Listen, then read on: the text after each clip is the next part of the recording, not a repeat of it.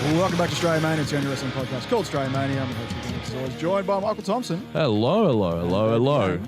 Good after. No, good moment. There we go. Good moment. I don't believe in the chronological placements of time. In space all time.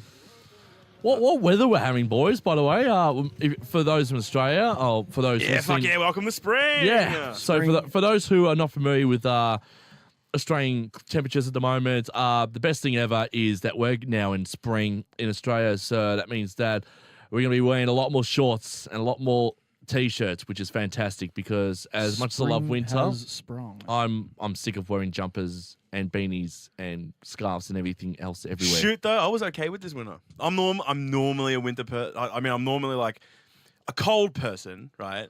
But I fuck with summer sometimes. Yeah. This winter was bearable, bro. This winter was bearable. It was more bearable than what I Yeah. thought it would in past winters. I was, rugging up with 6 or 7 blankets, but I could actually go with maybe 3 this time around. Yeah, before we actually started talking wrestling and all that. I feel like we should start talking wrestling. I was going to say, what the fuck do you want to talk favorite season? What's your favorite season out about? of all Oh 4? my god, why are we doing this? Autumn. Not bad. Ricky, yours. Summer. And I'm a spring baby, so. All right, yeah. good moment. So we're different. All right, let's jump into it. Yeah, so Do you has news? there's a lot of things that have happened. Well, not really as much as what you would think on the pro wrestling circuit this week and all that. Probably the biggest news coming out of this weekend is All In. Yes, I know. I You're was looking about to say, it's been a fucking huge week. Yes, I did. Massive week. but like everything else, contrary to All In, there's really nothing else that's sort of gone, oh my God, it's been a big week in wrestling. No, I agree. Well, we'll start with the all-in news. Yes, Michael? we will start with the All In news. And what an event. What an event it was. Over 11,000 You're people. not going to play the music? Oh, for God's sake. We need some structure, boys. There it is. So a very special edition of the news, and we might as well start off with All In being probably a successful thing. Cody Rhodes said a few things as well in regards to it. He praised everyone in attendance as well as praising his producers, Nick and Matt, also known as the Bucks as well, for helping it put together. So he basically said, if it wasn't for them, it wouldn't be as successful as it was for the first showing of All In. And spoiler alert, I did say, though, new NWA champion. we do have a new NWA champion, which we'll get to a little bit later on in the pod. But I want to talk about just Cody in particular, for someone like him as well, for, leaving WWE really having nothing better to do with his character. And yet for him to go out and reinvent himself over the last 2 years, I think has been the best for his career. And I think for him now, he's bigger than the WWE in terms of talents and star power. You think he's bigger than the WWE? I think he's bigger than WWE. I don't think he should go back to WWE only because I don't think he'll go back to WWE. But I think agree he's- with you he's- there. But but he's not he's- bigger than the WWE. his stock is bigger than WWE's right now in terms Oh, of. that's audacious. Yep, I think his stock is a lot bigger than WWE in just the way he's shown himself, the way he's reinvented how we see indie wrestling, just sort of how character, like with him in particular, as well as the Bucks and Kenny Omega, just sort of like the Beanie Elite stuff has been fantastic. Stuff with the Bullet Club has been phenomenal. So I think stock wise, he's bigger than the WWE right now. And WWE can't put a price. Do you in think the words they'll of be Ted able to do it DiBiase? No. I don't think he'll ever go back to WWE. No, that's not what I said. Do you think they'll be able to do it again? Oh, definitely, 100%. Yeah? I hope Madison Square Garden's their next venue for All In 2. Well, they I could did sell read that somewhere, baby and out. I agree with the notion of it, but it's a booking whirlwind, right? So I agree with the idea. Someone tweeted out just after it happened that they would love to see All In become an indie mania, right? And it's one of those things that you hear it and you go, yeah, that sounds amazing, but it's only going to sound amazing in theory, because application of that is there's much more than it just being, let's do this big once a year gimmick, right? And try and replicate what WrestleMania does in terms of what, like, WrestleMania has gotten to a point now where it's not just the wrestling event, right? It's a spectacle. It's not. It's a week-long spectacle. Yeah. It's genuinely a holiday for wrestling fans. Because you've got access, you've got, all the autographs signed, the meet and Yeah, greets, yeah. all the things you can do similar to like like something you go if you went over to Europe, say for a football game or something like that. You get to experience that. Yeah. And SummerSlam does that now too. I think SummerSlam's starting to move on to it being like a week-long or at least weekend spectacle. Yeah. And with the addition of NXT taking a day beforehand, it just adds another thing that can happen, right? Because like WrestleMania does Hall of Fame, it does Access, it does all the, it literally takes a week, right? Because then you got Raw and SmackDown normally come with the packages.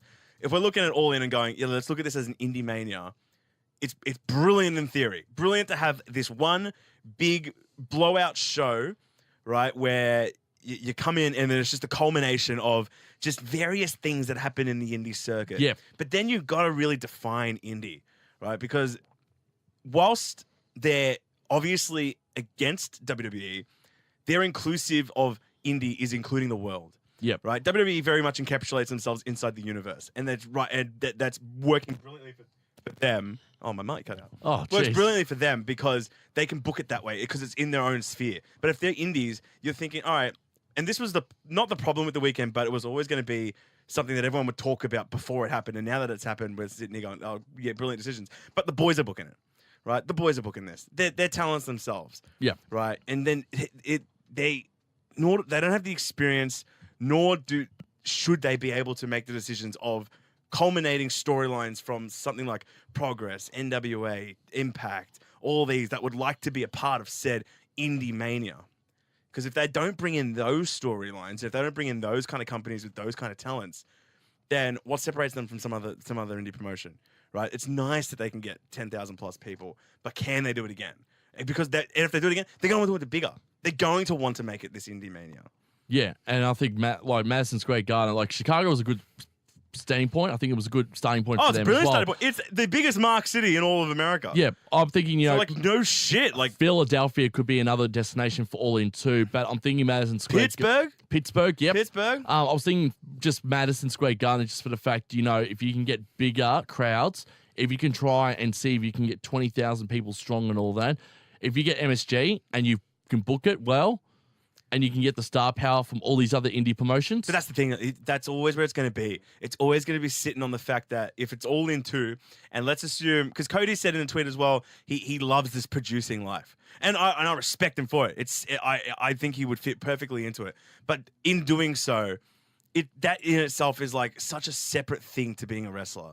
Right, and like if you're moving into that producing role, you want to separate yourself from what happens in the ring as well, so that you can better handle. And that's why and that's what like the WWE gets its credit, and other companies do as well. Is that producers and talent very much need to be separated in that regard. Yeah, they do. Right, because it is a business decision at that point. Very much they're handling a business. Right, and Cody said it himself. He's like, we're going from being a wrestler to doing this. It's such a learning curve, but he's enjoyed it. Right, he's enjoyed doing it, but it is such a learning curve because it is handling a business.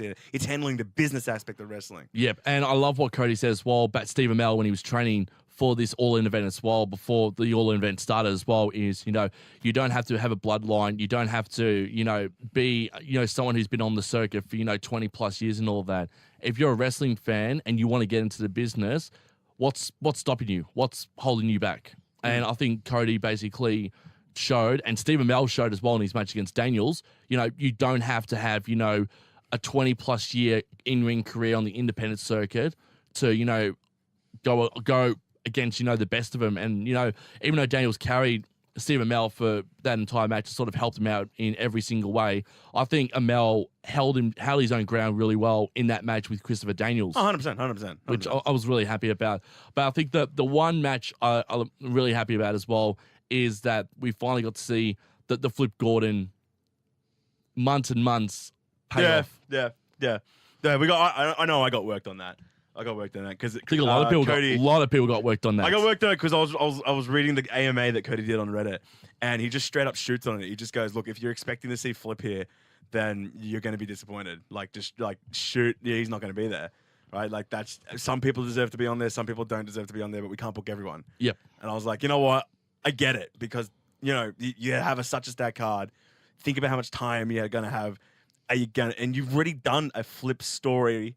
Plus, he was doing something outside with All Out or whatever it was with the viewing party. He was a part of the weekend without being on the show. I was like, well, that's his culmination.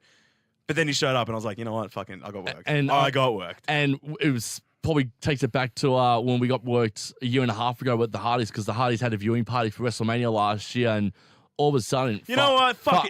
That should have been the sign, actually. When as soon as we heard that Flip was going to be hosting a viewing party, I don't understand why we just didn't sit back and just be like, oh, fuck. He's going to be on the Hardys. He's going to be on the card. He's going to do a Hardys because, the Hardys... Not only was he on the card, he competed for the fucking title, dude. Yeah, he took on Jay Lethal in the latter part of the night, which is not too bad. What do you think of Hangman Page's match against Joey Janela and the rebirth of Jay Ryan? Say his name. Joey Ryan. Good moment. Yeah, that was good.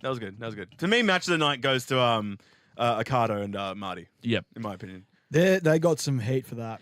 But then this is what I would love to have, like I think what we should talk about because is the six-man tag match had to be cut short due to time constraints. They went 12 minutes. But if they had cut that 12 minutes over. But that didn't feel like they were 12 minutes over. Yeah, I know, but like they didn't feel like they were 12 minutes over. So I felt like that match needed what it needed. But apparently they were back, like Cody, because Cody he was in Gorilla backstage, like trying to get them to go home. Oh yeah, I know. It's obvious too. Like once you know that they were trying to signal it, you can see it in the match, right? It's so obvious that they were signaling for it. But you watch that match and now knowing that it was so over time. 12 minutes over time is not an insignificant amount of time to be over time, right? But it didn't feel like that match was over time. It felt like it needed what it needed. I think there was adequate. It was enough of a story in itself, and then it was enough in the story as well for it to go the length it did. Omega went overtime as well, didn't he? As well. Yep. I think every match they went 3 matches prior, so the NWA went overtime a little bit. Yep. Obviously Marty and Okada went overtime by a fair bit, and so did Omega and Penta went overtime as well. They did. So you're looking at that and you're going, but that was like by 2 minutes. Yeah, but these aren't insignificant moments. No, I know. But 12 minutes is really, really over. But something like 2 minutes is like, this is why, like, this was always going to be a problem with the boys booking. That's why something like WWE, it's crisp, right? Yeah. Most of the time it's crisp. You can always tell they're very like that, right? So when it comes in doing this, these are one of the aspects of the business side of things. 2 minutes, whilst not 12 minutes, is still a fair bit of time to be over. Compared 2 minutes to 12 minutes, that's what I think we're just trying to say. I understand. But if all these were overtime, but the best part about it, they didn't feel overtime. Like, especially the Okada and Marty match. Like, if you take 12 minutes out of that match, fuck, what are you taking out of it?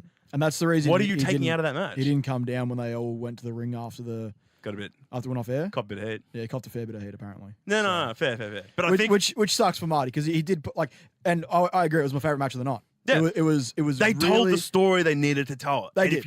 If you took 12 minutes out of that, where the fuck would it be? No, I know. Like, that's where I'm flying the flag. You're going, yeah, I know. You're coming out and saying, well, we know you're 12 minutes over, right? And just the issue with like being on Fight, having that hard out at 11. Oh yeah, no. They had no choice. Like at least with WWE is because they own the network, they can go over. Yeah, the fuck with that. However many fucking minutes they want, because Vince can just make the call. He's like, we're going longer. And they're doing 4.5 hour shows now. Yeah, I know. When they shouldn't be. How long was the pay per view? It was 3 hours, 4 hours. 3. What? All in? All in, yeah. Not including the pre-show. Like the actual pay per view. 3 hours. Yeah, 3 hours. It was 3 hours. Okay. Yeah. I was going to say if you include the pre-show, it's about 4 hours. Yeah, because that's nine matches on the main card. No bullshit in between. Nope. It was. I think it was about 75 to 80% wrestling, couple of promos and that in between, but most of it was just match. The Joe Ryan one would have been the longest non-gimmick. Yeah, the bit after that was fucking hilarious. It was brilliant though. It was so well done. And there's another thing. You're looking at this now. Obviously, he copped heat on the night, but are you really flying a flag the next day if you're Cody Rhodes going, the show was still a great success. Yeah. There's still that main event. The guys in the main event were that good that with 12 minutes reduced from their main event spot, were still able to get shit done in... how long do they have? They had like 10-ish minutes for the main event? 12 minutes. In the end? Apparently the main event was supposed to go for... It was booked for 28 minutes. It was supposed to be a massive... Which, shoot though, I know the Bucks had come out and said it months ago being like, 6-man's going to main event it. I did not expect the 6-man to main event it. Yeah, but I think it... Would have expected, if anything, if it wasn't going to be the NWA, like we talked about earlier this week. Yeah. The NWA, with the moment it got, I can understand not main eventing. It needed the time. It would have sucked if there was time constraints and we didn't get that celebration with Cody. Yeah. Like then I would have called it and be an Omega main event. But to have the 6-man, interesting book. It makes sense because you got not only the Bucks who organise it, you got Rey Mysterio. And it's one of his last independent circuit dates before he goes back to WWE. Yeah, so having But him. that's only what we know. That wasn't what the story was and why No. he was in the main event. So I think- why was that match in the main event? And then I think Well, it's and the then- what I'm same as saying. when Brock's in a non-title match and he main evented like SummerSlam and shit because it's Brock. It's the Bucks, it's Coda, and like for star power in a match. Yeah, fair. Obviously, a 6-man is going to have more star power. Having Ray there is a huge deal. Yeah, no, good moment. I'm just. It's just an interesting choice with And every a other world title match and Omega on the card. And it's the same with Pentagon as well, because Pentagon, I think, is also on his way to WWE too. Don't go, Penta. Stay Stay at Impact. Stay. I cannot imagine them doing anything good with Pentagon on WWE because he's so. Like he's perfect the way he is. Isn't it beautiful that we now exist in that reality?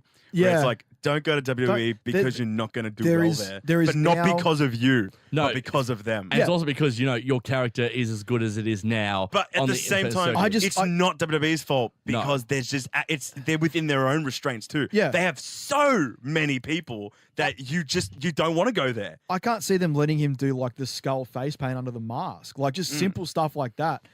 It's like I could see. That's why Joey Ryan will never go there for the most obvious of. Well, yeah, Exactly. But Man, like, man deserves to be there, but man will never go I was there. going to say as No. well with Pentagon too, he did have a great program with Austin Aries for the Impact World Championship as well, Yeah. leading into And Redemption, which was fantastic. And he- it was a shock though when Pentagon beat Aries for the belt too, because there was a lot of, holy shit, someone from Lucha Underground's actually got the Impact World title. Yeah, for all 20 seconds. and he's a Oh, for a couple of weeks, but then and then Austin Aries had a roster meeting post Redemption, and basically everyone walked out of him because Aries is like, I'm the leader of this pack.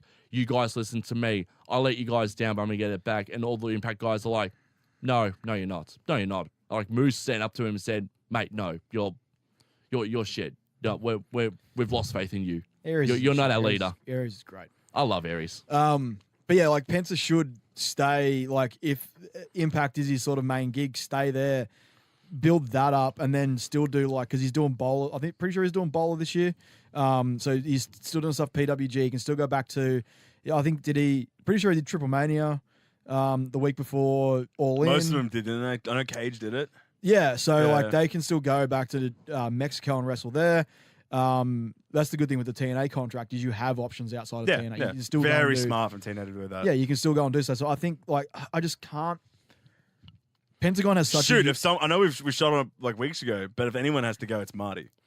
Marty would do the best in WWE. yeah, he would be pretty much automatic fit into NXT. Oh yeah, straight up. yeah, He and- wouldn't debut on the mains, right? But No, he would do He'd be so. well in NXT. Yeah, and Yeah. he goes over there with the villain. And gimmick. I was going to say, actually, Pentagon is booked to face Johnny Mundo, I've just read as well, in the season premiere of Lucha Underground, Yeah, Good moment. which is good. I think especially like because it was supposed to be Penta and Phoenix. They want both of them. Yeah, no. But they have such a unique style that I think exists outside of the WWE realm. I don't think it would fit. Well, like- think about their characters that currently exist in WWE. The fucking Lucha House Party. Yeah, I know. Like, it just you like just know the you're not going luchas to are be- treated as they're always faces. Yep. Aside from Almas, who wears the mask for 2 seconds and takes it off, there's no real good Mexican either luchador, ex-luchador wrestlers as heels. Almas is also very much the exception. Well, yeah, Very Yeah, much. The fact but that he's because in a high feud angle at the moment yeah, is very rare yeah. for But like the kind of talent that is him / what he's represents in the WWE. yeah, and the fact that like, because before he left, I think he was with CMLL, not AAA. I think it was CMLL, but he lost his retirement match from there. Was he lost the mask? Mm. So he now, I know he wears a mask out and then takes it off. But that's the thing with lucha is it's such a pride thing and such a tradition thing that he wouldn't ever wear the mask, like be a masked luchador again in WWE because he lost the mask when he was still wrestling in Mexico. WWE does not follow that kayfabe trend. I'm glad that he does. He I'm glad does. that he and like he's got a face that Vince would be like, put that face on television. Exactly. I was going to say He's a good he look- wouldn't he's a- even want to wear the mask anyway. He's a good looking bloke. But yeah, I mean, it's such a thing with like the luchador. It's such a traditional thing, and I don't think that it's a very good environment for people like with the likes of Phoenix and Penta because they're so ingrained in that lucha like tradition and stuff. I don't see them doing like I don't see the main roster doing, or even NXT. NXT probably a little bit, but main roster especially not doing justice to what those guys have done in this sort of like with Lucha Underground and with sort of the prevalence of CMLL having the partnership with New Japan and that.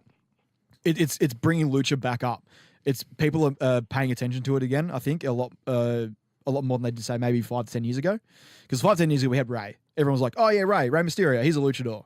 But that was it. That was like the mainstream sort of like Western audience association with lucha was just Ray. And do you think anyone will be able to do what Ray has done with his career in WWE? I don't think so. I don't think anyone can. See, but that's I think always the because- problem now, isn't it? You're going to be looking at Because he had that association with the Western audience wrestling for WCW first. yeah.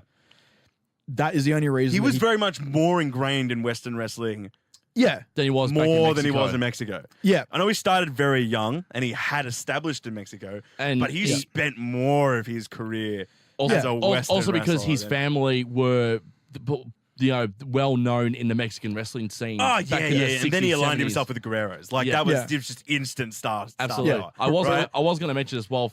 Phoenix did win the AAA Mega Heavyweight Championship last week at AAA Mania on. against Jeff Jarrett, Brian Cage, and Rich Swann.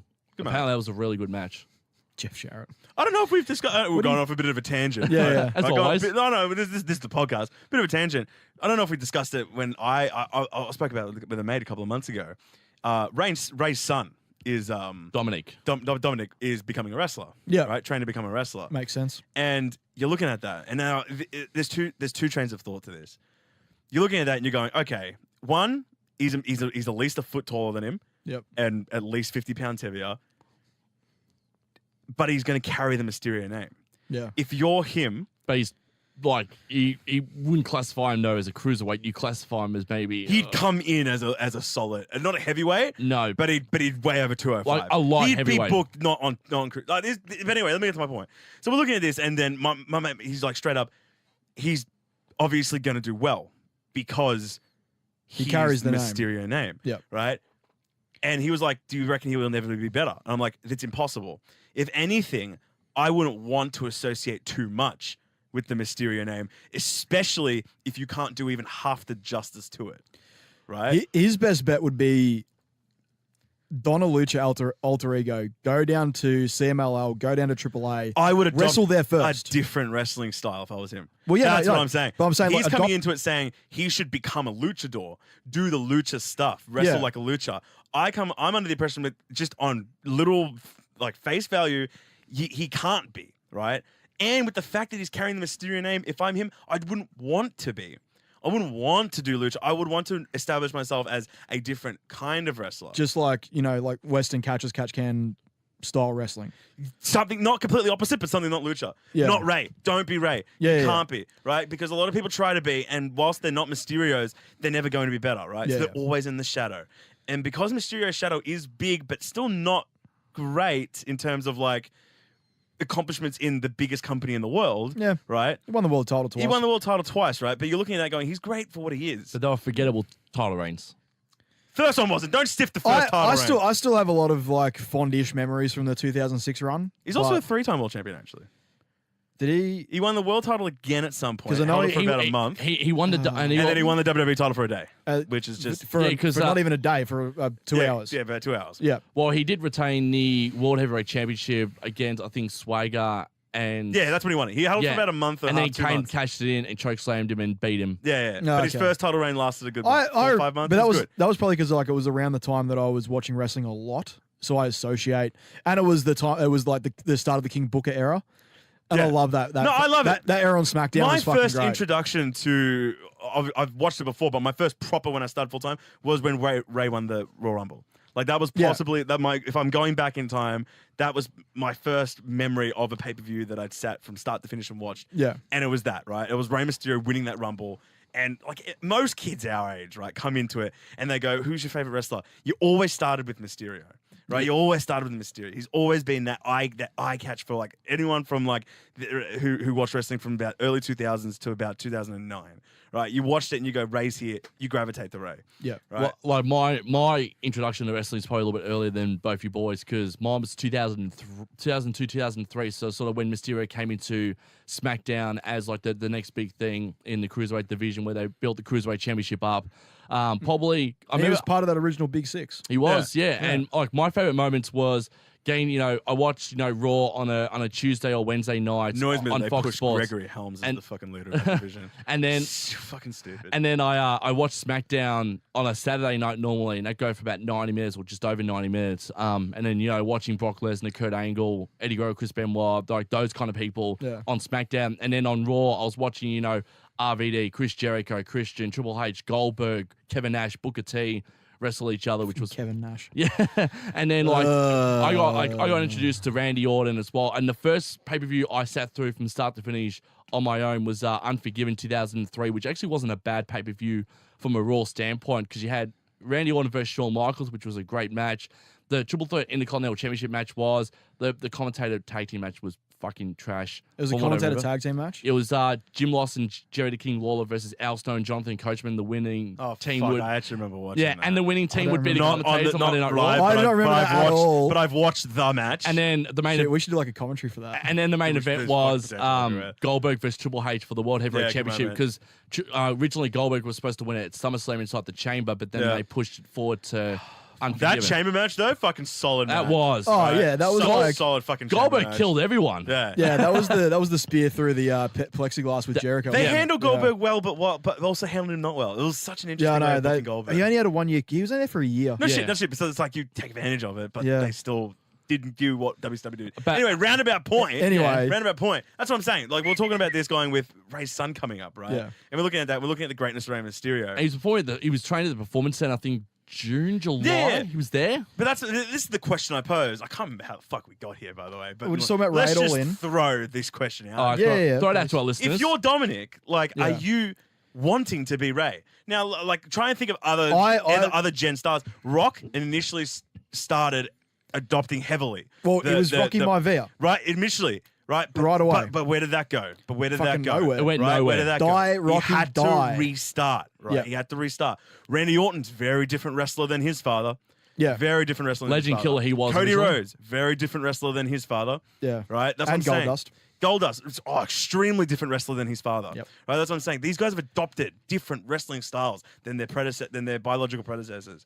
But I mean, I'm there Dominic, is precedent to like starting off there is precedent to in starting. the shadow, but then becoming your own thing. I was going to But say, if you go from lucha to adopting something Well, completely that's why I different, think he should go. Like, I 'cause think there he is this starts by not even there is going this new lucha. boom of lucha happening, like with the popularity of lucha underground and all that sort of stuff. Like, maybe there is value in not going straight through the WWE system, but going Maybe, down, yeah, maybe that's where I'm coming at. I'm coming at it from the capitalizing on perspective that of- thing and going down to Mexico. Go down there. Don't. If he literally just wanted a career in CMLL, yeah. then he would do extremely well with the Mysterio name, right? Yeah. Because that would just carry him through there. But obviously, I guess. But I'm straight saying up. go down, adopt a new persona, Yeah, mask up, yeah, and just like become your own thing. exactly. Do See, not rely. And that's how I booked it. I was like, yeah, do not rely on the Mysterio name, but still Don't rely on the embrace Mysterio the name. lucha side of your heritage. maybe even utilize your Mysterio name in the opposite way, right? Don't be like, Create your I'm own Dominic legacy. Mysterio. Do this, become like the way I pitched it when we were talking about it was, like you said, start with the mask, start in the Mexican scene, start as a guy, right? Obviously, you've been trained by Mysterio, but no one needs to know that. You're a good wrestler, right? And then it becomes part of your character later on where you establish, I'm the son of Mysterio. Right, and you have this backing first of being a very different wrestler, only to find out that you have such a lucha past to you, right? But then you're not a lucha. And that's where you bring the storyline with Dominic, is that, yep, I'm Mysterio's son. I'm not going to pretend I'm not, but I'm not a luchador. And I'm against it. Maybe even run heel, right? Yeah. And I think that would work going forward. And then that storyline would Especially even if work on the he's- bigger Western scenes with WWE. If he's bigger than Mysterio, He could- Sizably. he could definitely work as a heel because like usually over in Japan, in Mexico, you got the Rudos, which is the heels. Are always sort of like the bigger guys. Don't do the high flying, very ground based, map based wrestling. Whereas like the luchadors, the faces, are the high flying guys that do all the cool tricks and flips and pop the crowd. So if he is a bigger guy or bigger than Mysterio, then he could work initially as a heel and do sort of a very like Almas route to WWE, which is like get yourself over as one of the best bad guys down in Mexico, and then come up to NXT when you're really ready, not when you're performance center ready, when you've got, you know, and that's I think the value of New Japan sending the young boys out to do excursions. Yeah, go to Europe, go to Mexico, go to America. Those are the smart booking decisions, right? Well, yeah, but you're just going to look at that initially, and WWE is going to look at it and be like, "You're Rey Mysterio, son." Yeah, here's a fucking contract, and come here. Skip NXT, come straight to main. We'll team you up with Lucha House Party. In the short term, it's like it's so fun. It's just personally, if I was Dominic, I wouldn't do it because I want to be more. No, right? And if you want to be more than Mysterio, you don't be Mysterio. No, and don't be a luchador. Go straight up in the opposite direction. Probably the other big news coming out of All In, which we'll divert back to really quickly, is Jericho attacking Omega, and setting up the Mini Miz Jericho Omega 2, and it's going to take place on the Chris Jericho cruise. I was kind of pissed off that was what the big reveal of that was. That was just for the cruise.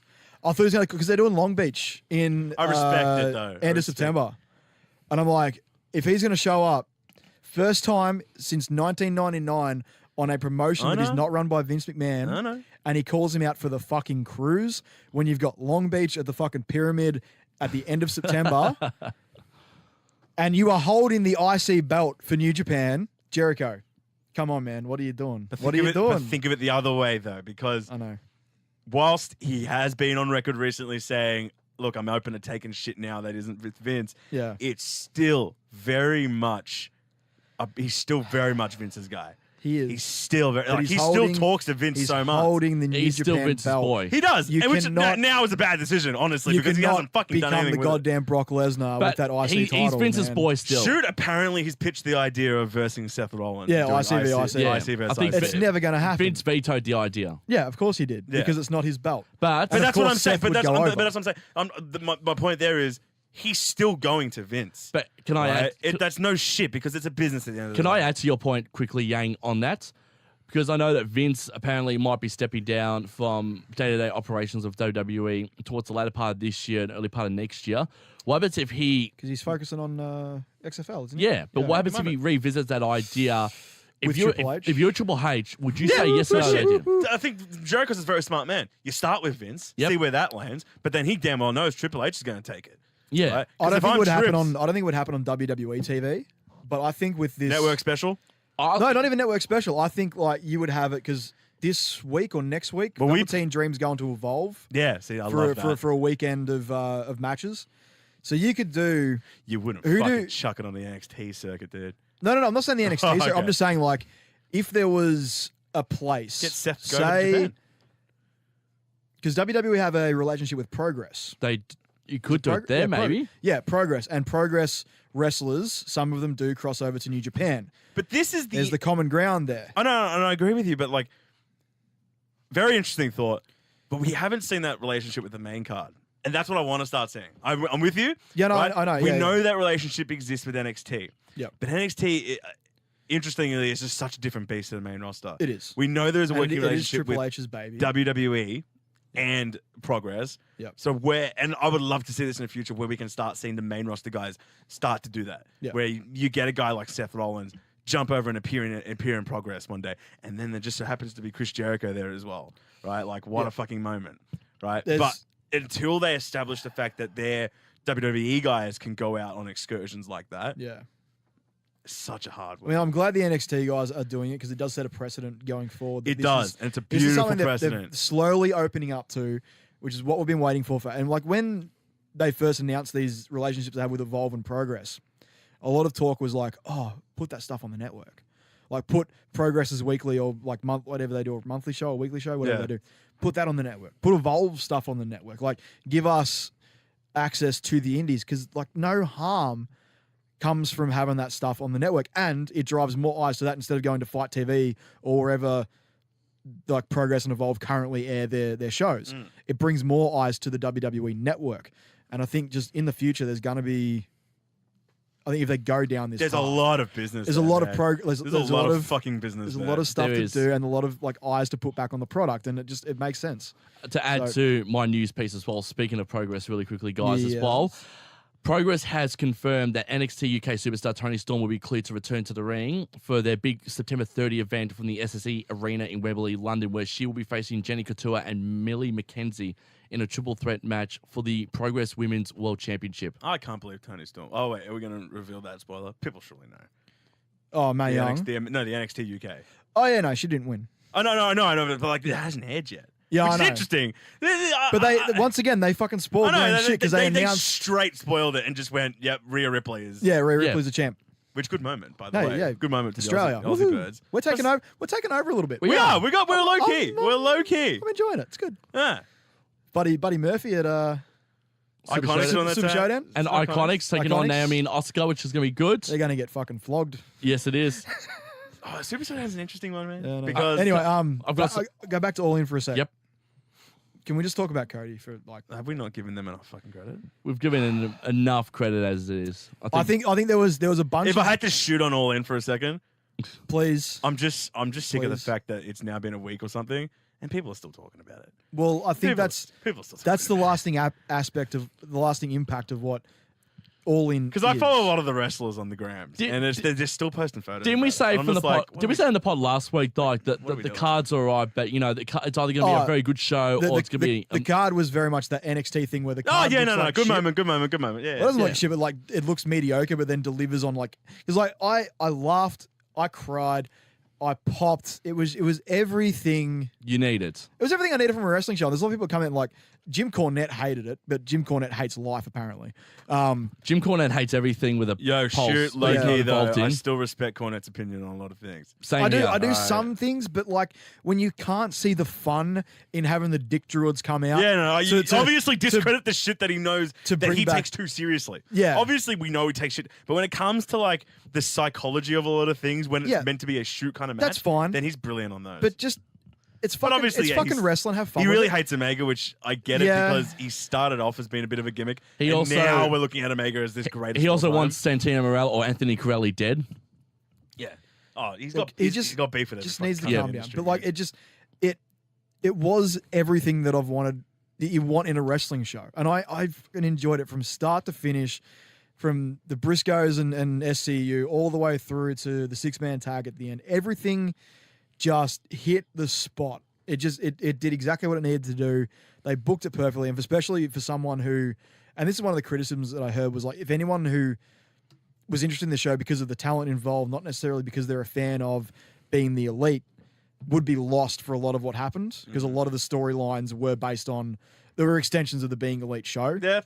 So the Joey Ryan stuff, the Flip Gordon stuff, and then Those kind of people just aren't wrestling fans because. But there was people that were in attendance that are just fans of wrestling in general, and just wanted to see a good wrestling match that would have been lost to a lot of what was going on. Yeah. But yeah, it was a very, very fan servicey event, and I think that's a good way to do the first one. But then moving on, that's what I'm saying. moving on from All In 2, you start to book this not like a promotion, but you incorporate more of each promotion's stories into these matches. And what I was discussing with Michael at the top of the show was, if that's the plan going forward, that's why I don't think it will do as well the next time. I think obviously the second time it'll do well because it's going to be different. But then when it comes to the third time, when you start to want to establish this as a really Mania-esque thing, it logistically, in theory, sounds fine. But in practice and in practicability, The buzz it might won't be. wear off. It just won't work because it's for you to gravitate and get that much audience to compete against a WrestleMania. You're going to want to incorporate indie storylines from a lot of promotions into that 3 hour bracket to get a lot of audience to tune in like that. And then you just can't see a way that I don't know. they can work that. I think all the way, like, and the people that were in attendance, especially that have spoken on Twitter and on podcasts since, it's like they were like, that is the hottest crowd they've ever been a part of. Yeah. And the crowd was super hot I think the only time it really dropped off was maybe the Yamal Daniels match. And even then, like a couple of like the table spots and stuff got the crowd pumped up again. But for the most part, that crowd was so fucking hot from bell you to gotta bell. look. You look at that in a vacuum though, because that's what I'm saying. It can be looked at in a vacuum, but it can also be looked at as this is what a lot of people have been starving for a long time when it comes to wrestling. Like you can do as many PWG and that's what someone said was like it's like a 400 packs PWG show, but 10,000 people. I don't know if you've ever seen a PWG show live. The crowd is fucking like just nuts the entire time. Like, they do not stop chanting and screaming and yelling and cheering. And that's what All In was, because I think it's something that people have been really wanting is large scale pro wrestling, not put on by WWE. It's that indie style that people like. It's the smarky audience. And, you know, we accept that. We are smarks. We don't care. But it's a different audience to the 12-year-old kid with his dad in the front row of Raw. It's the people that have been around since Attitude Era, pre-Attitude Era, wanting something of that ilk back in the wrestling zeitgeist, and that is what we got with All In. It hit the spot. It's like you're hungry and you just eat something. And it's just I agree with that. It just satisfies the hell out of you. And I love that that's what it was as well. Yeah. But it also was, and there was a couple of tweets that came out about this, and this is where I get a bit of a gripe with the weekend that was All In. People came in attendance as fans of WWE as well. Yeah. Right? There were a couple of people wearing WWE shirts. I did hear about this. Yeah. Now, this is where this kind of event, if it's going forward, can't be that way. Yeah. They got shat on for being WWE fans. And yet the whole crowd You did the can't ooh-ah exist- when they did the triple power bomb at the end of the fucking Yeah. Ring of Honor championship match. Yeah. So you can't do the ooh-ah and then give shit But to this is what I'm saying. people wearing WWE Exactly, shirts. right? So it's whilst All In was so great, and I agree, it catered to everyone else who isn't accustomed to the WWE kind of product or too much into it. So those smarky smarks. But those smarky smarks going forward, you can't. It can't be the ideology of it's cool to hate WWE now. Yeah. Where that's the only reason you go to these shows is because it's not WWE. Yeah. Right? And I feel like whilst it was 11,000 people in attendance, a lot of them were still, I'm stiff in the WWE because it's WWE, so I'm going to go to this. And then those are the ones that speak louder than the ones who are the wrestling fans who like wrestling as a whole. Yeah. And are objective and can understand WWE shit, but the indies suck too, right? Like the indies still have their shit moments. Yeah. But let's not pretend like this is what is better than WWE as a product as a whole, right? Because it's just not true, right?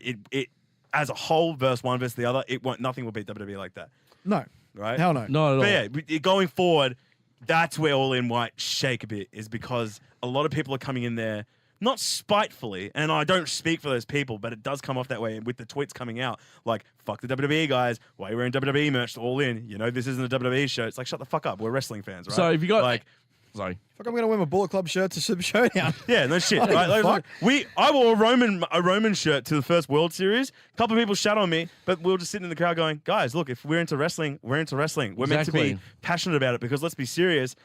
Whilst we might fight internally as a wrestling community, all of us come together to fight everyone else that isn't wrestling fans. Wrestling which is the point of wrestling it. is one of the largest niche audiences in the world. That's the point, isn't it? Right? It's like there is so many people that fucking like get around like either just WWE in general or like just wrestling as a whole, but it's still such a niche thing But we to be interested fight so internally. There's so in. I much know, internal but fighting. That's every fandom. No, I man. agree. That's every fucking fan. but we can't can't win. be like that. To Like the minute you go fucking comic books, you got DC v Marvel, and that's like one of the most infuriating fucking like because I'm in that fandom as well, And I Star Trek and Star Wars as well. yeah, I mean that it's everything is just it's dumb. Yeah, But yeah. like I just it's with wrestling it's because But you're 100% right. It's the largest niche. it's the fucking, largest niche audience in the world, and we just need to stop being And dickheads to might each as well other. put it out there too. If you've not seen All In yet, please do go yourself a check it favor. After you listen to us, Oh, spoilers alert! Oh, spoiler alert! yeah. So after you've listened to us, of course, definitely do sit down on your weekend and just sit on the couch and just watch All In from start to finish. It was a fantastic event. Oh, can I put But over? not if you're a WWE fan. Shut up. Can I put over one more thing? Yeah, go ahead. That women's fatal four-way. Chelsea Green is a fucking star in the making. She is. She was I've- so good. I don't know if I've said it before, but Chelsea Green's got an absolute gimmick. Oh yeah, She's got a gimmick she on was her hands. there. like her and Madison Rain was good in that match too. Dude, Zack all- Ryder knows how to pick him, man. Yeah. all four of them did a fucking fantastic job. But just like the one that sort of like I stood feel out like to Tessa me. Blanchard won't make it. If I had to be a bit stiff. Well, she's currently in Impact at the moment. But I don't. She's. She's got that powerhouse sort of like I just don't think her gimmick is there. She's got a very Well, look, I mean, she is Gimmick once for the again sake of relying on the everything. family name. How's that going to work out for her? Is it going to be good or bad? no, fair enough. We just don't know. And also because But- Madison Rain is a former 6-time Impact Knockouts champion too. Oh, good moment. True. No, I didn't know that. She's yeah, very, But very Chelsea good. Green, I 100% agree with you. For me, coming out of All In, she was the one that stood out. Talented, very talented in the Yep. ring, but I think Understands her her gimmick. Understands Yeah, the gimmick. I think the gimmick is where she's got. Even it like over the heads. handshake at the start, where like one half of her body's like trying to handshake and the other half's holding her back. I'm like, Yeah, just little shit like that. Like she for me was like the big standout of the weekend. So I can't believe no one's done a gimmick like that before. know. The hot mess. It's like literally fucking- it's it's such a type, a stereotype in movies and like in reality. Like you're just a hot mess of a person, like back and forth bipolar kind of thing. Yeah, The fact that we're only now getting the hot mess as a gimmick in wrestling. no. Brilliant. Good start. A few other news items as well, Yes. away from All In. So, as we all know, Bray Wyatt is off TV for a little bit. They're tweaking his character in a slight refresh, so it'll be largely the same when he returns to TV. Did you see the Kill 'Em All tweet? No, I haven't. Oh, okay. So, okay. Apparently he's going to get a babyface push as well as a Oh, single what? star. Really? Yep. Boo. No, he did a tweet. So late. It was it was a big rambling mess, but there was what'd it be 11 capitalized letters in this rambling tweet in order, and it was KILLTHEMALL. So like in the tweet he'd like spelled out kill them all. Where this goes, or whether it's like just him just trying to do his own thing and try to push the narrative the way he wants to push it, because that doesn't sound like a very babyface thing to be doing on Twitter. But yeah, it's I read it and like the actual like tweet like kind of makes sense, but it's Excited? a lot of rambling. I love Bray. I've loved Bray since the moment I saw him. I think he's got one of the best potential gimmicks in all of wrestling. It's I just, think they had he needs to be booked properly. He does, and like Man can move for a man his size. the lead can, up, the right? lead up to the Cena feud going into WrestleMania Killed was the momentum. But no, the lead up. The lead up was good. Well, it was The great. lead up was great. Like Match he had the Yeah, feud, the match killed it though. He had the feud with Daniel Bryan, which was he won that feud. I reckon it's the last feud he won that I can think of. Yeah. because he beat him at Royal Rumble and then they never had another interaction. Well, I know Kane put him over when he first came to the main roster, which was great. Yeah, he had the Shoot, if we're last having ever. to think in like recent terms, his fucking feud with Orton was really good too. It was. Besides the House of Hot. Well, No shit. Okay, if we discount but Mania, do you know what I love though? right? I enjoy Everything before Mania was Bray Wyatt. The one thing I liked from the Randy Orton Bray Wyatt feud was Orton burning the compound to the ground. That was the best thing. But He should have leading gone to up- prison for arson. He should have. Yep.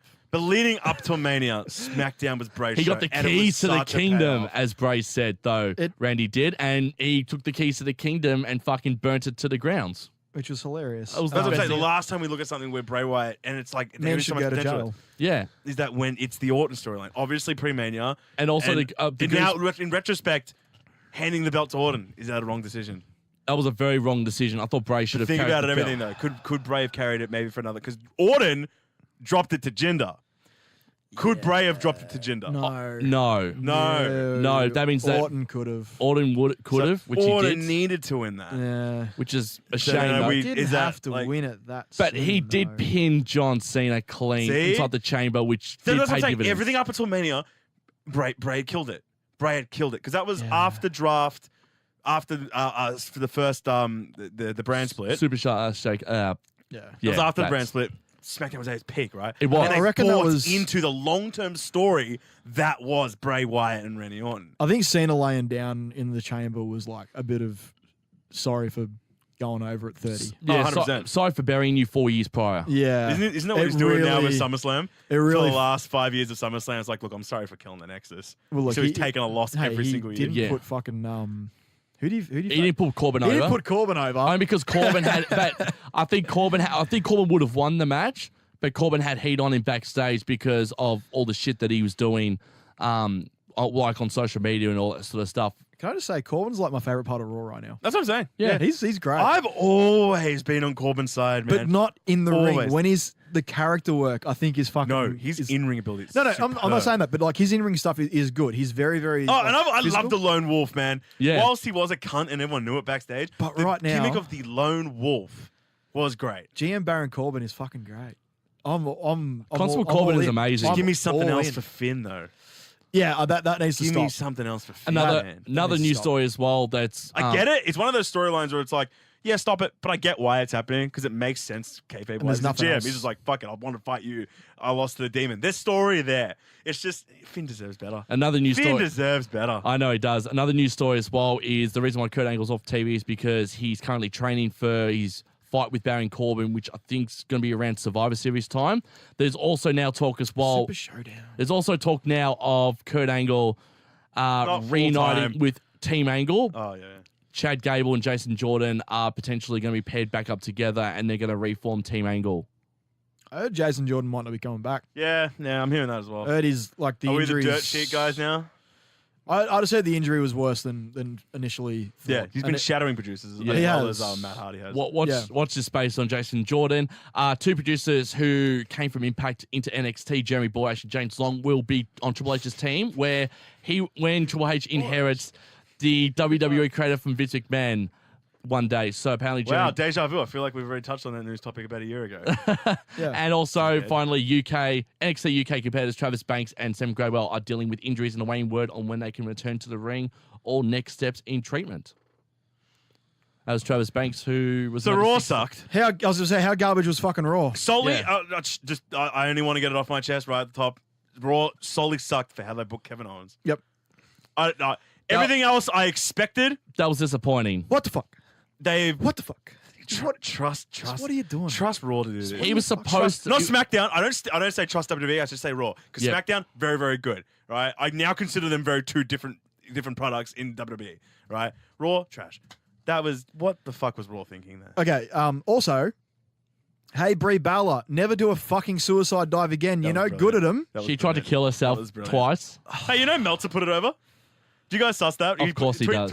What No, did he he- put it over in the sense he's like, What did he say? because I feel like he's still reeling from the fact that he stiffed Peyton. So now he's being a bit lenient when he comes to critiquing women in WWE. Oh, but You know what the best thing is? He stiffed all in and he showed up.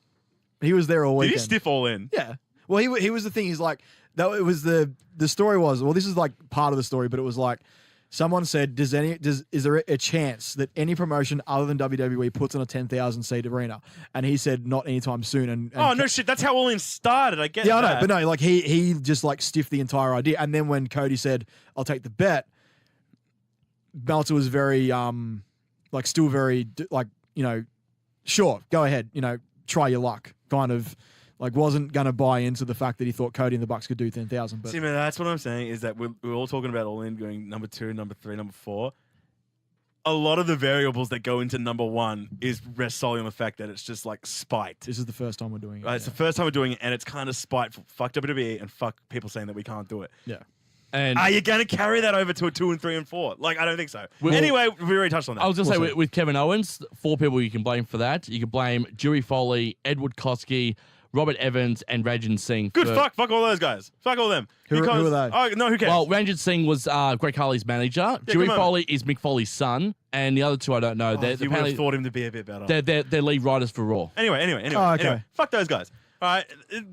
What do we think of the Shield getting molded by 30 people? Hold on a sec. Well, then that will go segue into why I'm stiff in the fact that Kevin Owens were ruined, right? It's not the fact that he showed up a week later, right? I can accept it to a degree. It's not the fact that he attacked Lashley. How much? Because obviously they're going to.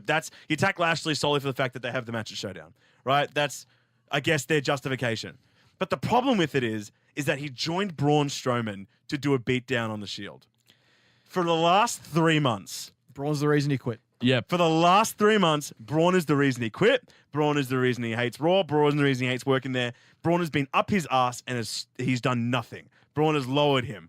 In kayfabe, he should do everything in his fucking power to go against Braun Strowman. It doesn't matter if he's a heel and you're a heel as well.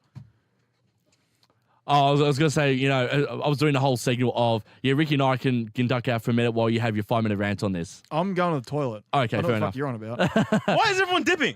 I'm not dipping. I'm just going to the bathroom. Oh, I'm listening. Where are Continue. you going? I was doing the whole thing, you know, Yang's on a tangent. We'll be back in 5 minutes. I'm joking. Nah, fuck you. I just need to go. I'm going to cut my tangent short I'm now. going to go take a piss. All right, go ahead. No, You keep continue. talking. You got him in the room with you. Yeah, continue. So, enjoy. Continue the tangent. That was the end of it. you dipped at the end of it. Sorry. Yeah, Kevin Owens coming back too soon was just shit out. So I'm gonna go. Oh, I'm not happy either. Like, I think that it's a waste of storytelling. Yeah. No, but it's okay if it was he showed up a week later. It's okay because he attacked Bobby Lashley to set up the showdown for him. But it's completely negated by the fact that he teamed up with Braun Strowman and the rest of the heels on Raw to beat down Shield. It did click when I saw Kevin. I'm like, what is Kevin Owens doing out there with the other 30 people that are attacking the Shield? It doesn't make any sense. He should hate everything Strowman does. He does. And that's what he's done for the last 3 months. And Kevin Owens is very, very good at continuity. He is. He's one of the few people in WWE that exist currently that pays attention to the nuances of their character and the story that happens currently. My problem. So if I'm Kevin Owens, I like to believe when he got pitched the idea, he said, fuck off. I'm meant to be hating Braun Strowman. And I'm going to hate him for a long time too. Yeah. Right? Well, it makes no sense. Unless next week they can justify why he did that. It just feels like they're just going to completely forget it. Yeah, probably. Like they've done with every other story that has been meaningful up until this point. Do you reckon their plan, because this is, maybe it's something that will pay off in a couple of months? Kevin Owens was supposed to be off TV until at least Super Showdown. Paul Heyman was supposed to be his mouthpiece. Apparently, Kevin Owens... Yeah, those were just all like predictions, right? Yeah, and like... Maybe this ends up being the same thing that happened a couple of months ago with Ziggler just dropping the US belt. That had no culmination to it, right? That was just, he dropped it, right? But now we're starting to sit here and being like, what the fuck? Do you all remember 3 months ago Ziggler dropped the belt? What the fuck was that for? People are starting to ask questions again. Yeah. Maybe 3 months from now, we'll sit back and be like, hold on a minute. Fucking Kevin Owens quit Raw 3 months ago. What are we doing here? Yeah. Did he get rehired? Where's the culmination of that?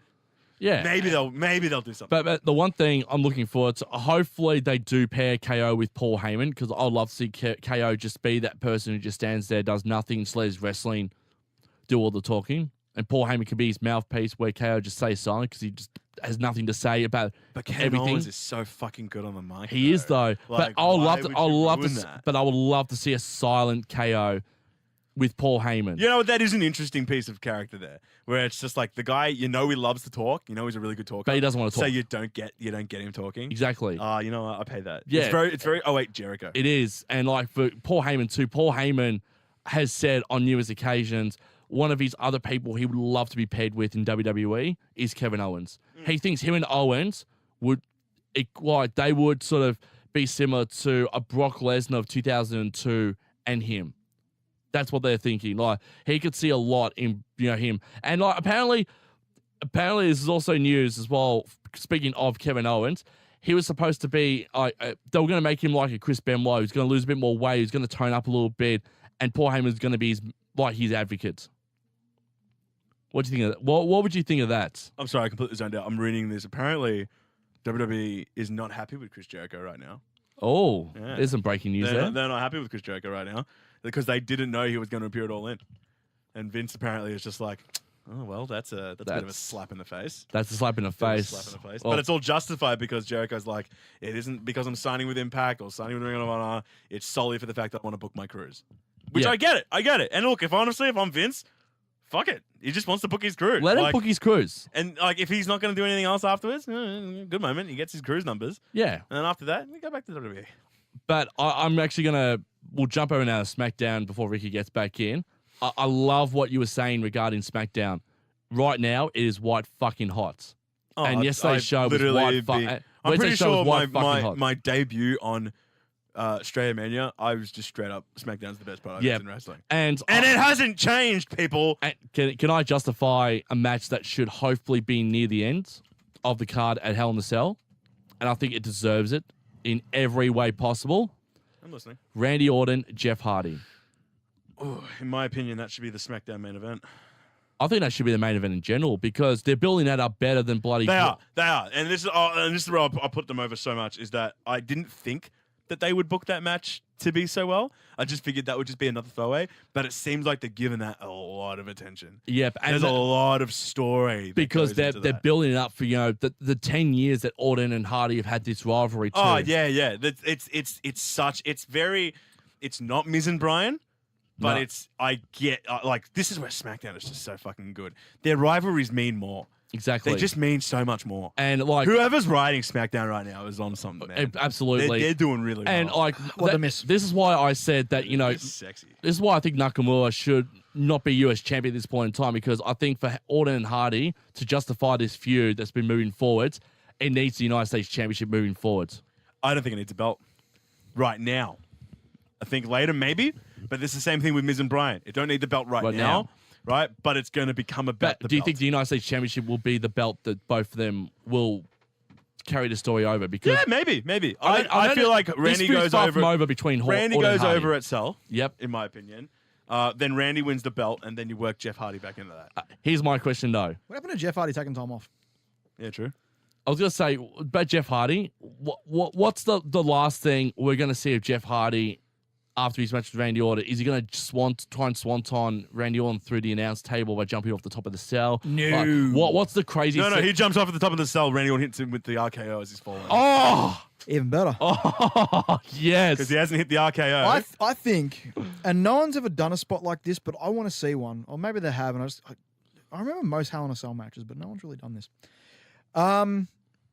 Climbing up the side of the cell from the inside and like hanging onto the railings above the ring, and then like dropping and doing something crazy. Yes. that. Or No one's- inside. Yeah, so they got like the. There's only two people in the history of wrestling that can do that, and that's John Morrison and Kofi Kingston. Ain't no one else could ever pull off something like that. Oh man, Jeff Hardy could. He's crazy. He's 41 though. It's a good point. Yeah, but Jeff But Hardy that's the doesn't thing. care. He's 41. He ain't jumping off the cell, but he could. Oh shoot! This is his first.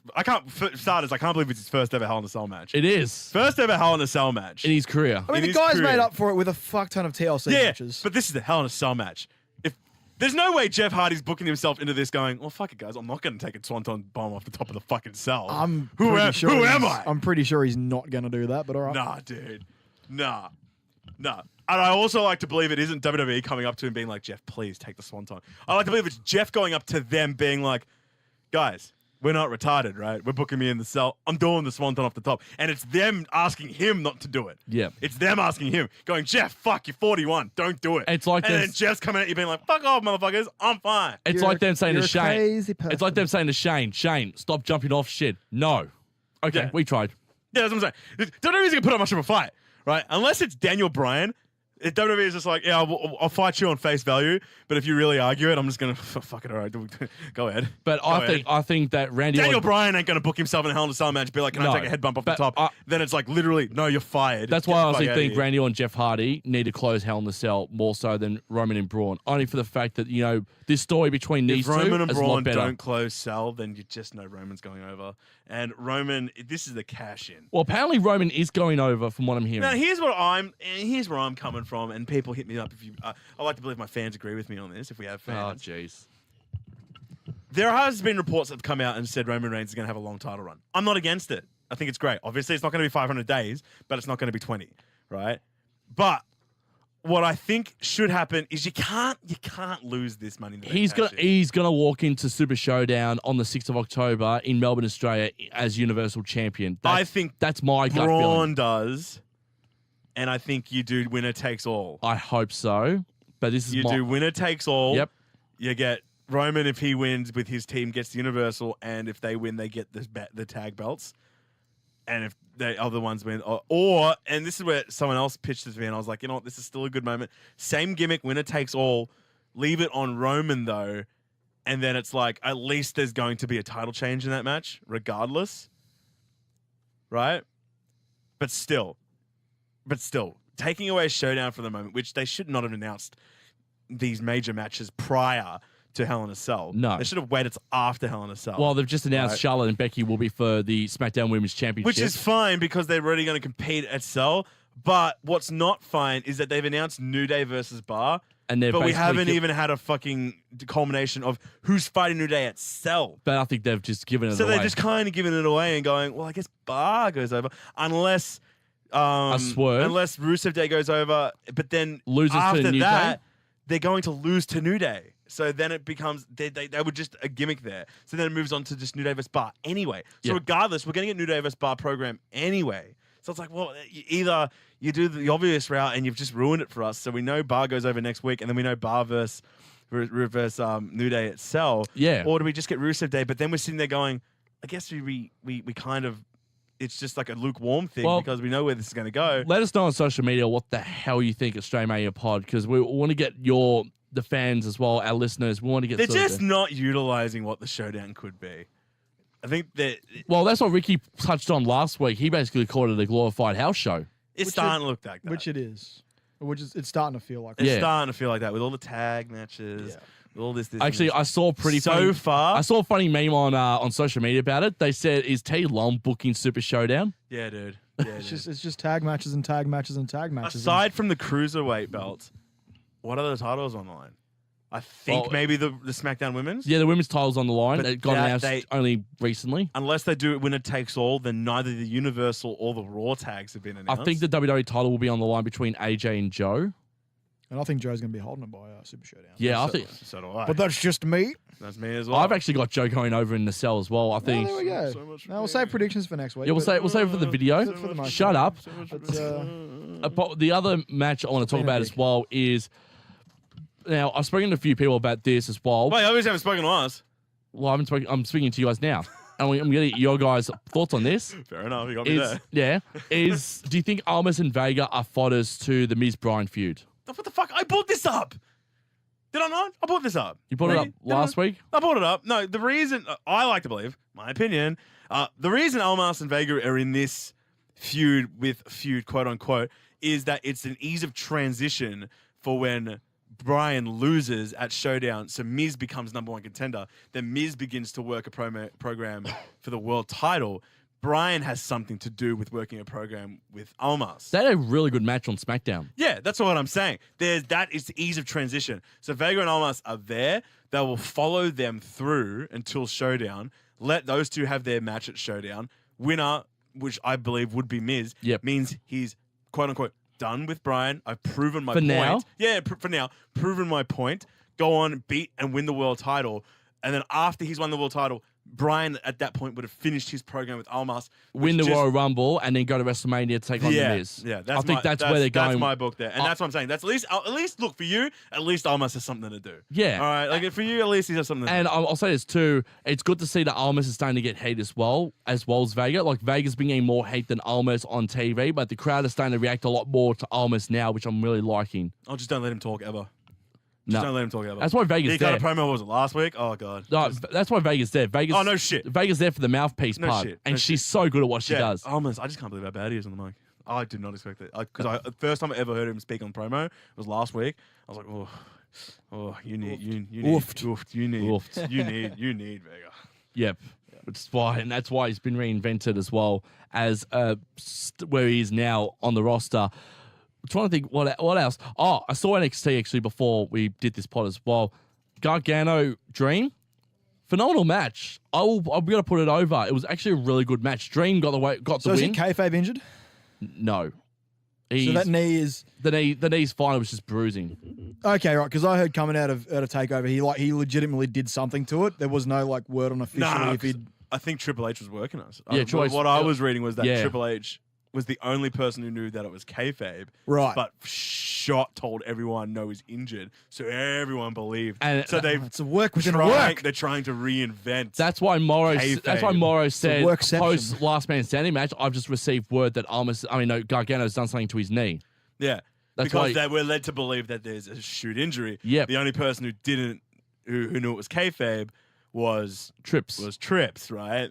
But that's why they're trying to reinvent the kayfabe in NXT, which, look, was working. But the fact that we found out just proves that it's not working. Yeah, and like Dream and Gargano put on a good match. Dream went over, by the way, in this match between these two, which is really good. So it just shows that, Vince may be a bit pissed off, but at least Triple H is still going, you know what?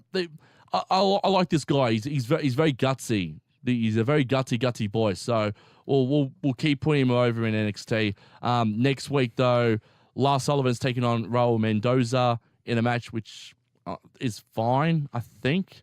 Kairi Sane and Shayna Baszler, they're about to go into another feud as well. NXT is in that kind of like lull at the moment, isn't it? Yeah. Because when's the next one? Survivor Series. I was going to say Evolution for the women's title because I know Kairi Sane and Shayna Baszler will be in that match, their Evolution. I'll speak about Evolution very shortly. But then they've got War Games in LA, which I'm going to be in LA for, but I'm going to miss War Games and the Survivor Series weekend because we've gone a week out at where sea. Michael just hasn't spoken about the fact that he's fucking going overseas. No, I think this is like 3 in a row. No. Yeah, that's just like the worst timing for you. It is the worst timing. Like, terrible. As I but- said to you guys, if it was an extra day before I went on the cruise, I would have gone to War Games and done my correspondence with you boys via there. But That would have been cool. that would have been really cool because I would have taken some photos for the Australian Made Twitter page, which would have been good. Instagram as well, saying that I was at War Games, but we can't win them all. But the match that got announced, though, for Evolution, which I'm looking forward to, and my 12-year-old self is again, for the first time in 12 years, Mickie James will take on Lita in a special attraction match. That's a good moment. It's a good moment. It's a good moment. It's a good one because apparently the event is not sold out yet. They're worried about ticket sales. So I think we're going to see a couple more big... I was hearing that they actually sold pretty well. Maybe I think the initial sell was pretty good, but they're nowhere near selling out the venue at this point. Which, Not yet, at least. Which kind of sucks because I think everyone wanted this event to succeed, and I think it's going to succeed. I think it will succeed regardless. From a creative standpoint, Yeah. from like a just what it means to the industry sort of standpoint. But it's just gonna suck if you're gonna see empty seats, throughout the I stadium. think it will sell. It just needs a bit more oomph. And I think Lita and Mickie James gives it a bit more oomph because, people of, who were watching, and we spoke about this early in the pod, people who were watching wrestling in the early to mid 2000s go, oh shit, Lita and Mickie James are fighting each other yet again. We haven't seen this, in 12 years, 2006, where it was the peak of women's wrestling because we lost both Trish and Lita within 3 months of each other because they both retired in the same year. How good do you think that match could be? Like honestly, Mickie James is back and she's wrestling. I think Lita won't miss a step, in my opinion. She looked really good at the Royal Rumble. I will say that. True. Molly Holly did too. Michelle McCool looked really good too. So if you can book those girls as well on the card, I think we can get enough. Of the Diva era. Yep. Who is the biggest get to sell? AJ Lee. AJ Lee. That's AJ Lee for the fact that she carried that division. I know you're gonna hate me for this, but even Nikki Bella, only because she. No shit. Does she have an announced match for Evolution yet? It was. Rousey, it's her versus Rousey. Yeah. That's what we reckon. That's what we reckon. That's what we reckon. That's probably going to be. That's why I think at Super Showdown, it's going to set up. Nikki Bella is going to turn on Rousey after the match. Yeah, 100%. And then she's going to attack her, and Bree's just going to go, Nikki, what are you doing? Nicole, what are you doing? Do you reckon they can afford to have Nikki as a heel? I think she's so. She's rarely there, and she'd work good as a heel. She does. I know she does, and she did previously when she turned on Bree, but... And also because it will also work into Total Divas, because Total Divas comes back on the E! Network in a few weeks' time as well, so it will build perfectly because people want to watch the Total Divas as well. So it's good promotion for WWE's other brainchild. Yeah, but she's like... Aside from like the women of the women's revolution, Nikki is kind of like the top dog when it comes to female personalities. I'm not going to call her a wrestler. I'm going to call her a personality on WWE programming, and it's like at this point it's nearly like turning John Cena heel because she's so with Total Divas and Total Bellas. How many TV shows has bitch? And also she's got her own clothing lane. Yeah, she's also got her own wine as well. I don't know from like a business standpoint the value in turning her heel right now. Just because she's so ubiquitous with, she's got the cloak, like her merch. You see a bunch of girls in the front row wearing all the fearless Nikki. They bullshit. could do a Shawn Michaels Hulk Hogan angle where Nikki's a heel for a few weeks leading up into the match, just to get the feud going. And, and then when the match is finished at Evolution, very, very they can easy hug. to do that, especially with Rousey. And very easy. And they can hug each other post match as well. Has Sasha been announced for a match? No, not yet, but... Is WWE stiffing Sasha for some reason? It's her and Bailey together. They are starting to set up some duos for what could possibly be a tag team. I feel like they're definitely division, have... like the Iconics, Bailey and Thingo. I also want to mention as well, they've announced the Mixed Match Challenge it's back. as well. Woo! So, I'm actually high for it. So for those who don't know, these are the superstars involved. So you got Bliss and Strowman are back together. I'm angry about that. I'll get to your point. Why? I'll get that to was your the best one from last time. No. Did you see Bliss and Elias on Raw? Yeah. Dude, the flirting was off the chain and I loved it. That doesn't match fucking Braun and Bliss. I'll get back to your point very, very shortly. We've also got Banks and Lashley, Bailey and Bella, Fox Mahal, Natalia and Owens, Oscar Miz, Naomi and Jay, of course, Lana Rusev, of course, Charlotte and AJ together, and Carmella and R-Truth, which I like. Shoot, if fucking WWE champion and Charlotte win the whole thing. I'm actually going to cancel. No, my subscription. Carmelo and R-Truth need to win it. All right, Yeah, I reckon right now I- because it takes place over what 4 weeks, doesn't it? It's not a very It's long thing. 5-6 weeks. Oh, okay. I was going to say if it's a very short and it's one, on Facebook. You know? capitalize on Carmelo R-Truth, which No man, I such a good moment right now. Yeah, Did you watch SmackDown? I didn't see that. I did, Oh, yeah. dude, R-Truth in the main event. R-Truth R-Truth gets genuine pops every single time he's Yeah. out there. He has reinvented himself. And he's 46. Has he reinvented himself? Yeah. Has He has really actually, reinvented because himself? he walked up. He's like, I didn't know you were married to. He looked at me. He's like, I didn't know you were married to Carmella. No, dude, fucking quote of the night is when he actually meets Carmella and is it Ty Dillinger comes up and it was just like, yo, so I spoke to the other Carmella and it was just like, no, that was She called you Maurice. Stanton Island. no, that was Maurice, and it was just like, no, Maurice is my cousin from fucking Detroit. Yeah. And I was fucking lost it. Yeah, Maurice is my cousin from okay, Detroit. Fucking lost I will it. put it now. This. I think this flew under the radar last week on SmackDown, but they had like a little. So I was been building to this, I guess, just for the mixed match challenge. But like, it was Carmella was backstage before her. She had a match with Charlotte for the last title. for the week. belt. Yeah, last week. And R-Truth comes up and just says something. I can't remember what the fuck it was, but the entire Dillinger was there. Yeah. And right before the segment ends, and I don't know if this was scripted or I don't know if this was just Ty, just like Freudian slip, but he's like trying to deal with truth and he's just like, this is my life now. And I don't know if he meant to say that or whether he was just just pissed off. He's just like, this is my life now. I'm doing backstage segments with fucking R-Truth. Like, I was such a tight, and because it cut so quickly after that, I'm just like, that probably wasn't supposed to go to air. I'm just like, Ty, mass respect for that shit, dude. Dude. And the one thing I like, if I'm Ty, bro, I ain't even flying a flag Nah. on, man. and Oh, That's like some good fucking moments. my other favorite quote though is, I know he's going to bring the other Carmella. Oh yes, I love it. I love R-Truth. Right? But anyway, look, I know the Strowman Bliss from like last seasons of mixed match was pretty good, and I love their gimmick together. They're great.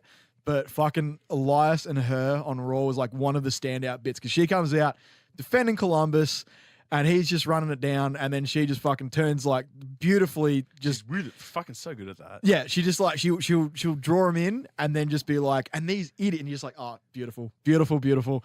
And then she just starts like, I want to hear. If you're Buddy Murphy, are you fucking sitting back there going, Elias, you motherfucker, What are wanna you touch doing? him? Yeah. What are you doing? Why are they booking Bliss with Mike Rome? I don't know if you stuff much on the socials. Oh, But man. she's working gimmicks with Mike Rome. So good. She's done gimmicks with Braun Strowman, Yep. and now she's pairing her up with flirting with Elias. I If think, you're dude- Buddy Murphy, He's like, what the fuck you doing, man? I'm feeling insulted by managment. Yeah. I'm feeling genuinely insulted by management. Yeah. Poor But- buddy. Hey, man, he's gonna win that cruiserweight belt in Australia. He Hey, is. look, he's winning, man. He's doing it. And then he- regardless And of then whether he's or gonna not Bliss and then is he's out there gonna getting wear it. it that night while he Can I get a, Well, he can we fucks get a Alexa. petition to have a fucking beer with Buddy? get on the Just socials. one. Get on the Just socials, man. one. It's like, buddy, Just one. what are you doing, man? Just a fucking pint. Just one pint with Buddy. Come to the corner hotel before. Yeah, fuck yeah. Fuck yeah. have- But have before a you go beer. out and win the belt, obviously. Have a beer with us at the Come on, precincts. come on. Come on back a fucking brewski with the boys. Yeah. Oh man, he's back in Melbourne. Yeah. You know, Come take a couple of bumps down APW. corner hotel or bloody precinct, iconic Richmond pubs. Come down, have a beer, then go in what'll probably be the pre-show match. Shoot. I'd put it on the card. I'm gonna be the opener. Yeah. Opener for main card. Yeah. Open a main card. 100%. Yep, definitely 100%. I also want Or to with mention the Iconics.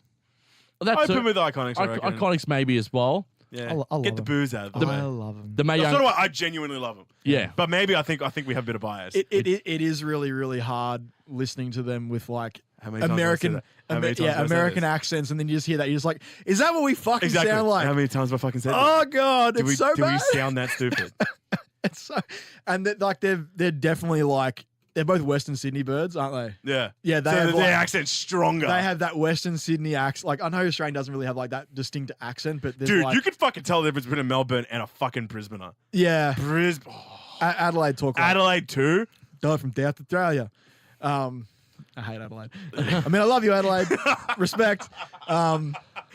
You're a shit town with nothing to do though. Oh, I was going to say, I'm probably not Hey, going to fuck mention. off. Radelaide, bro. Oh, Adelaide. Well, yeah. To be fair, Adelaide have got something coming up on Channel 9, which I'll talk to you guys off air about. They've got a TV show of Adelaide's most infamous city. It's Australia's most infamous city with all the murders they've had in the past. Yeah, Radelaide, bro. Yeah, let's go there and get fucking murdered and not go out because there's no pubs.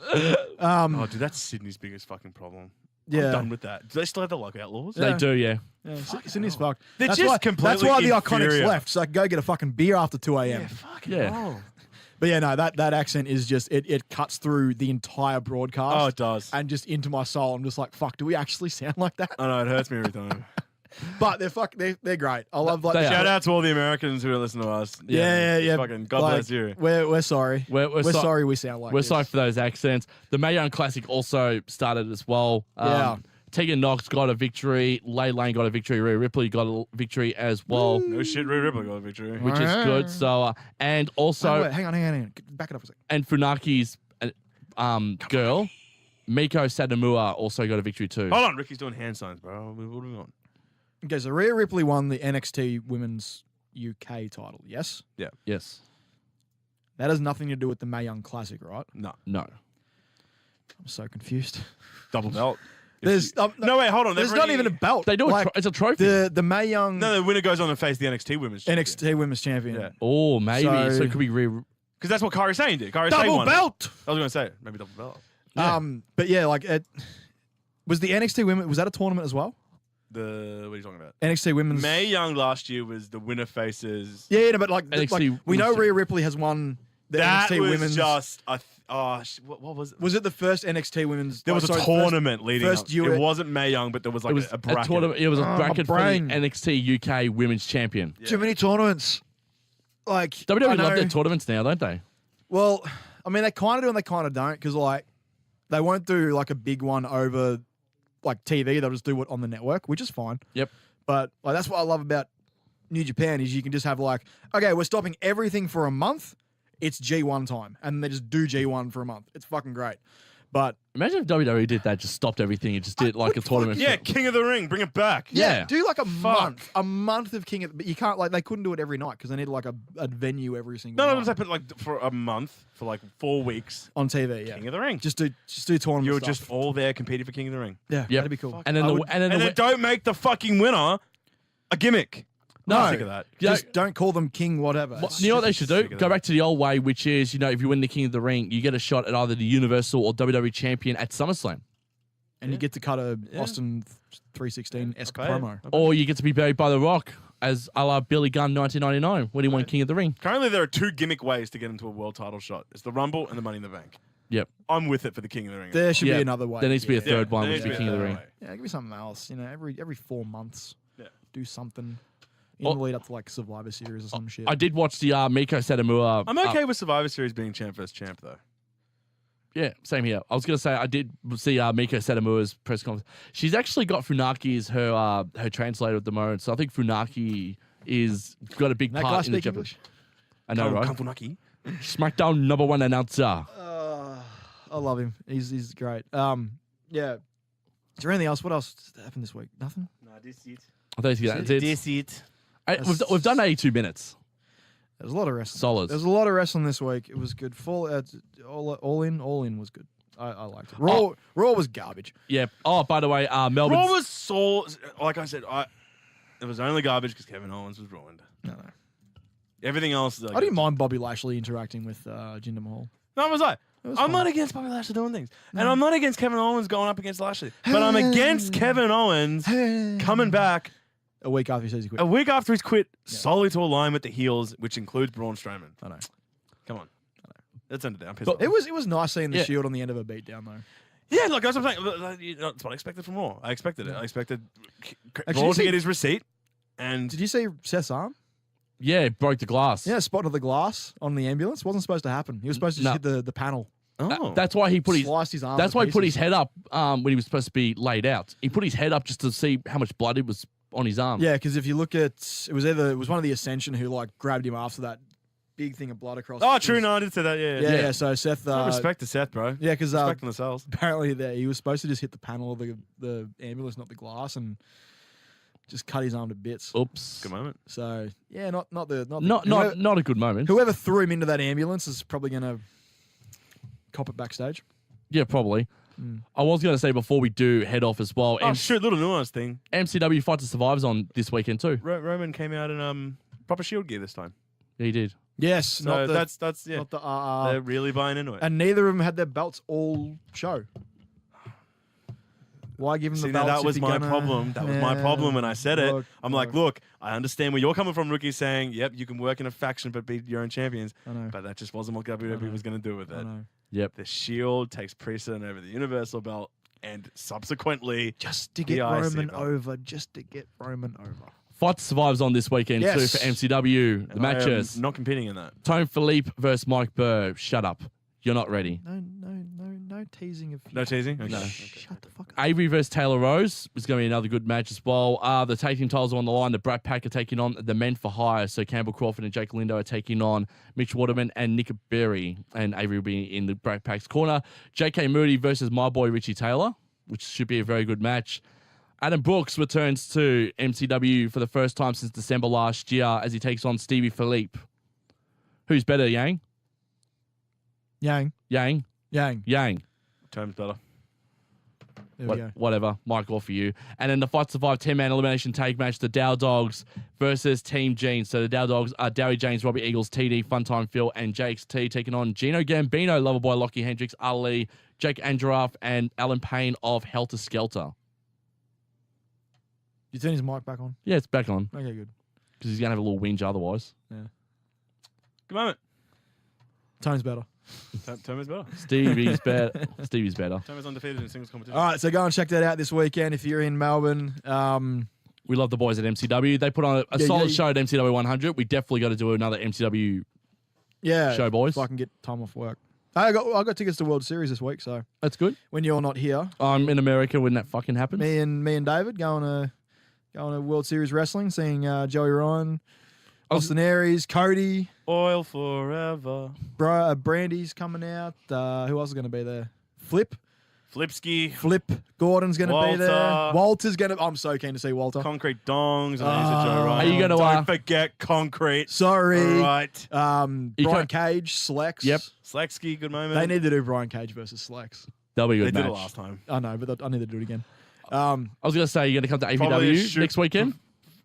I work every single week. I know you do. Are you going to come So to hard for me to APW get time next off. weekend, Yang? I will be doing things with APW.